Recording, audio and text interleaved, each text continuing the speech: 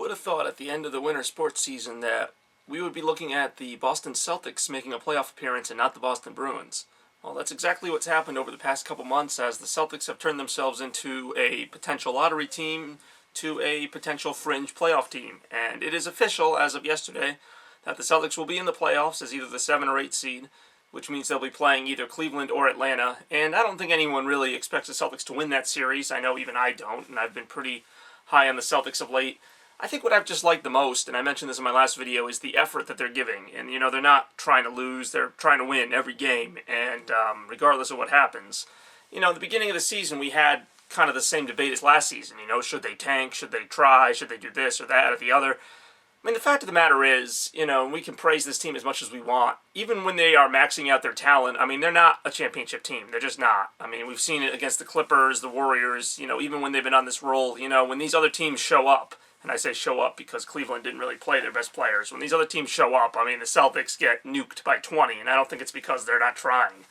I do think that the Celtics have a long way to go. But having said that, this season showed a lot of promise, both in the players they have and also Brad Stevens' coaching. I kind of scoffed at the idea of this unknown coming on and coaching a bunch of unknown players. But, it's kind of worked out to this point. And, when they hired Brad Stevens, I thought, they hired him to be a coach of a losing team, knowing that, in a few years, maybe there'd be a winning team and they'd put a better coach in. But it's become more and more evident in this second year of Brad Stevens that he is going to be the coach going forward. I know they gave him the 5-year contract, but that doesn't always mean he's going to be there 5 years.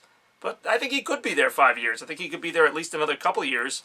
And it'll be interesting to see what the Celtics do in this offseason, how many players they keep, if they are able to trade for a star, if they're not.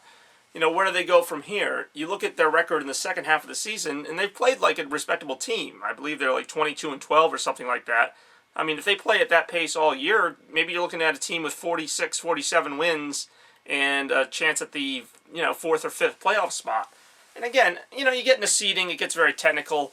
When you get toward the top 4 of the conferences, that's where you have your really good teams. And then after that, it's kind of flip a coin. There are some 8 seeds that are decent. There are some 6 or 7 seeds. The Spurs are technically a 6 seed, or they could be if they lose a couple games. But I don't think anyone wants to play the Spurs in the first round. On the other hand, you have teams like the Raptors who are the 3 seed, and you don't really see a lot of people worried about the Raptors. Or even the Bulls who are at 3 or 4. Take your pick. The point is, the goal is ultimately to be the best team in the league. But if you can only make it up to the 7th or 8th best team in the league, it's a start. It's a start. It's a step in the right direction. I realize the Eastern Conference isn't a powerhouse, even with the top 2. After that, it's kind of hit or miss after Atlanta and Cleveland. So, again, the Celtics are going to the playoffs, regardless of who they play. It probably will be a short series, to be honest. I'm not going to sit here and say the Celtics are going to take it to 7. Although I did find it interesting, back in 2008, when the Celtics were a number 1 seed, they were taken to 7 games by the number 8 seed Hawks back at the time. So, anything can happen. I think it will be an interesting run to watch.